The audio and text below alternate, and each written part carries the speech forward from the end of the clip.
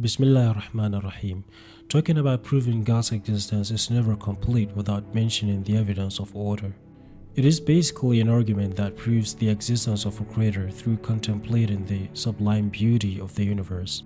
From the cosmic wonders like galaxies and nebulae, with their vibrant swirling clouds of gas and dust giving birth to new stars, to celestial harmonies where we have planets dancing around stars and moons orbiting planets, to the terrestrial marvels with its diverse landscapes, mountains, forests, deserts, each with its unique features. The universe's beauty is just a symphony of complexity, simplicity, and wonder. It inspires curiosity and a deeper appreciation for our existence within this grand cosmic landscape. And humans, being the curious animals that they are always curious about everything around them. From the food they eat, to the water they drink, to the rain that waters their land, and the sun that shines above them. But they are particularly curious about themselves because the human body is one of the most complex and intricate creations out there. The evidence of order is effectively demonstrated in the Quran, where God the Almighty encourages us to ponder and reflect upon the secrets and peculiarities of nature and the universe. For example, in this verse he says, "Most surely in the creation of heavens and earth, and the alternation of night and day, and the ships that run in the sea with that which profits men, and the water that Allah sends down from the cloud, then gives life with it to the earth after its death, and spreads in it all kinds of animals, and the changing of the winds, and the clouds made subservient between the heaven and the earth. There are signs for people who understand."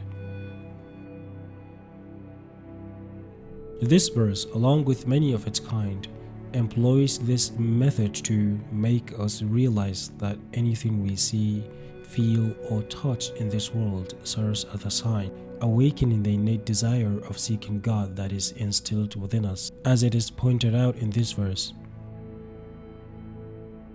We will show them our signs on the horizons and within themselves until it becomes clear to them that it is the truth. Is it not enough that your Lord is a witness over everything? Now, given all the facts that we mentioned, can it be that a perfect phenomenon like the universe, which operates with this cohesive and harmonious order, can just come into existence by a mere coincidence?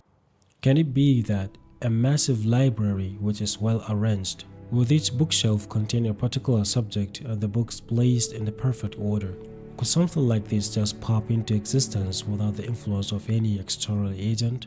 I don't think any sane individual could believe that to be the case. Let's read yet another example from a book titled God and the God of Science by Sayyid Hassan Riza Jafri.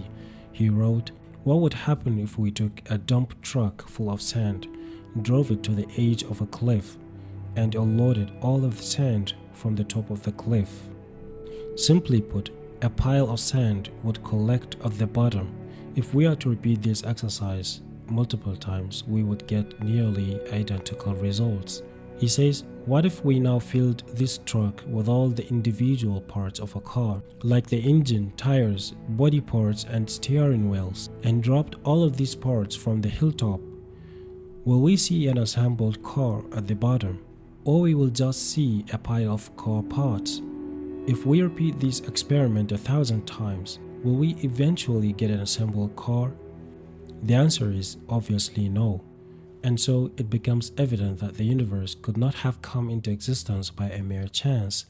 There must be a creator who is alive, free and capable, who bestows life to everything and is responsible for its continued existence and sustenance. Now, of all the arguments that I used in the process of proving the existence of God, the evidence of order is the easiest one by far. And in fact, it can be summarized in a simple logical syllogism that is constructed with only two basic premises and a conclusion. The first premise is that complex systems with order and purpose require an intelligent designer. The second premise is that the natural world exhibits complex systems with order and purpose.